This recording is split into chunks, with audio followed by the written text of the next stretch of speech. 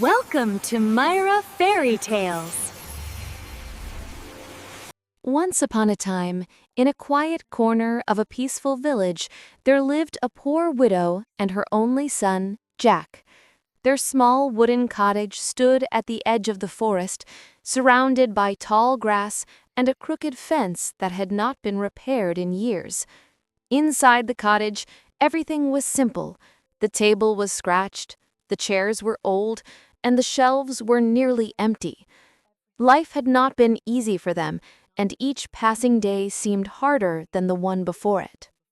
Their only valuable possession was a cow named Daisy.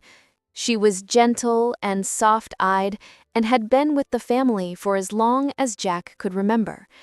Daisy gave them milk every morning, and that milk was the only thing keeping Jack and his mother from starving. But one cold morning, Jack took the bucket to milk Daisy and found that not a single drop came out. Daisy had grown old and tired.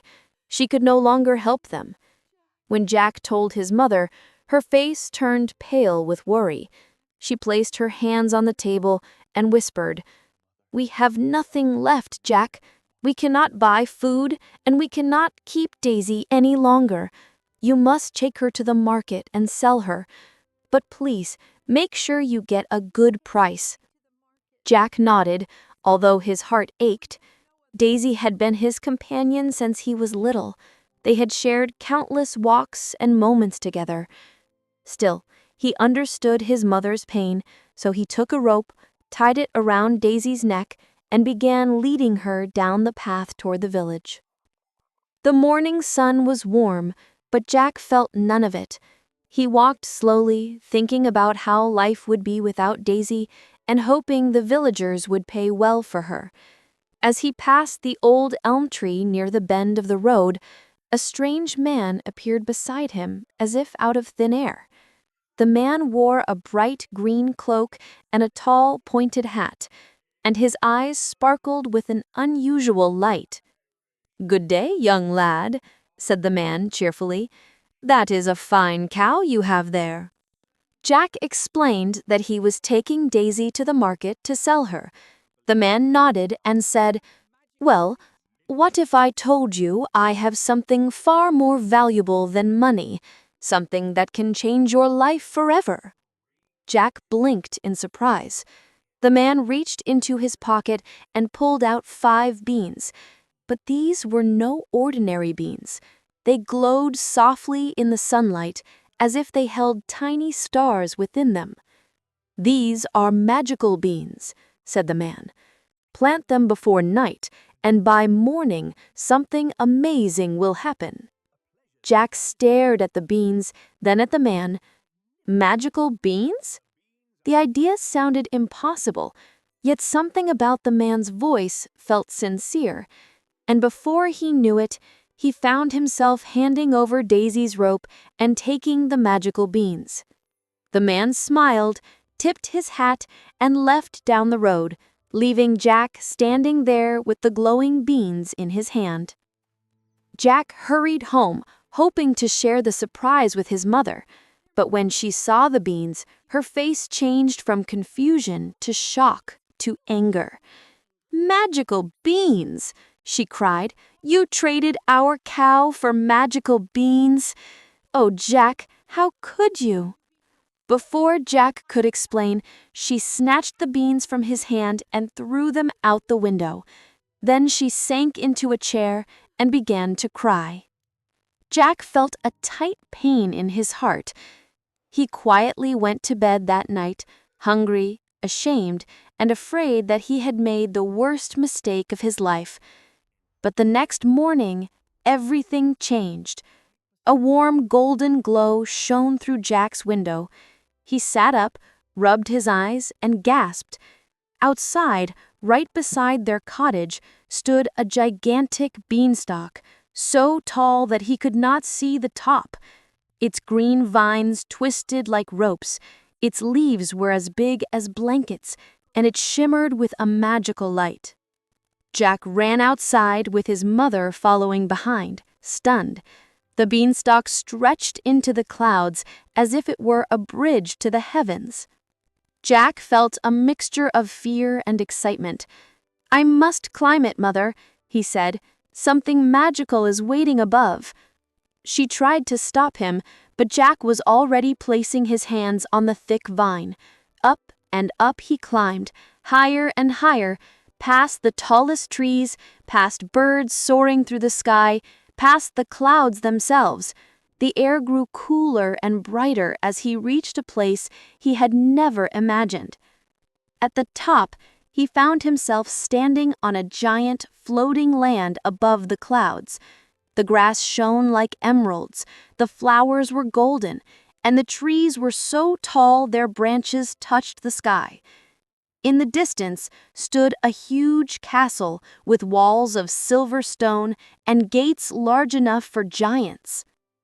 Jack swallowed nervously, but curiosity pushed him forward. He walked toward the castle, passing enormous footprints in the ground. When he finally reached the door, it was taller than a tower. With all his strength, he managed to push it open. Inside the castle, everything was enormous. A chair was as big as a wagon.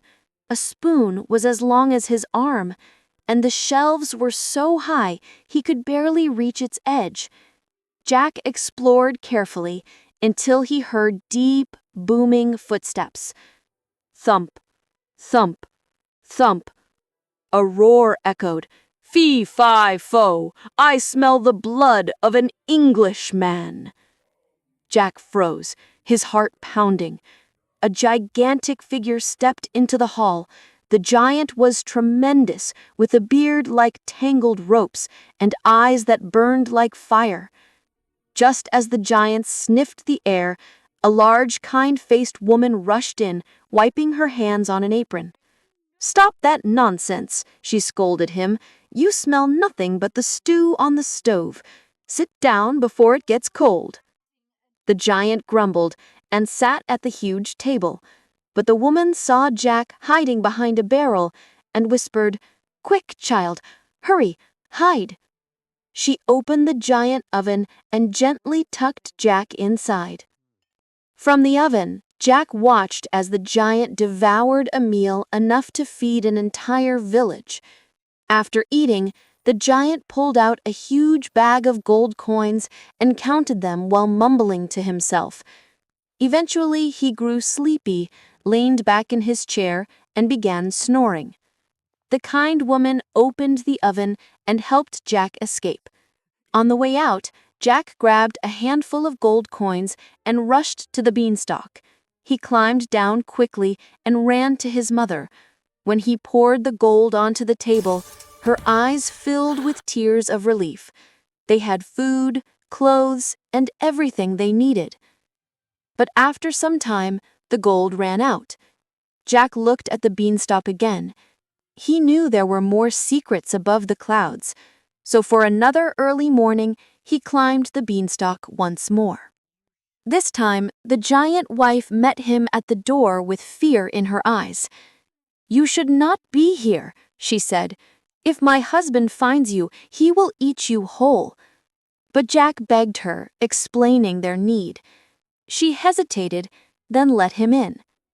Again, the giant returned. Again he roared, "Fee, fi, fo," and again Jack hid, this time inside a giant copper pot. "Bring me my hen," bellowed the giant.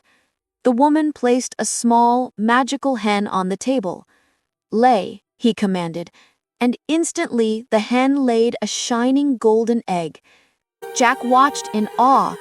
When the giant fell asleep, Jack crept out, grabbed the magical hen, and ran.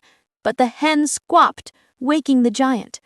Jack sprinted with all his strength, rushing down the beanstalk, barely escaping with his life. With the magical hen, Jack and his mother lived well for a long time.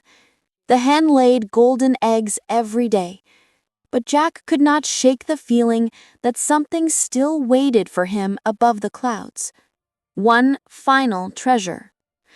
So for the third time, Jack climbed the beanstalk. He sneaked into the castle quietly, avoiding the giant wife. Soon, the giant returned again, shouting, "Fee-fi-fo!" But Jack hid behind the fireplace stones. This time, the giant called, "Bring me my harp." The magical harp was small, with golden strings and a face carved on its frame. "Sing," he commanded, and the harp played the sweetest music Jack had ever heard. The melody filled the castle like a warm breeze. Soon, the giant fell asleep. Jack rushed out, grabbed the magical harp, and ran, but the harp cried, "Master! Master! I am being taken!" The giant woke instantly and thundered after him. Jack slid down the beanstalk as fast as his hands could move. The giant followed, shaking the entire stalk with his weight.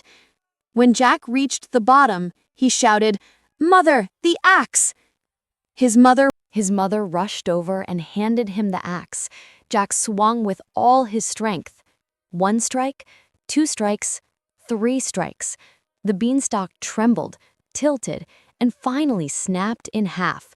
The giant fell, crashing into the earth below, never to rise again.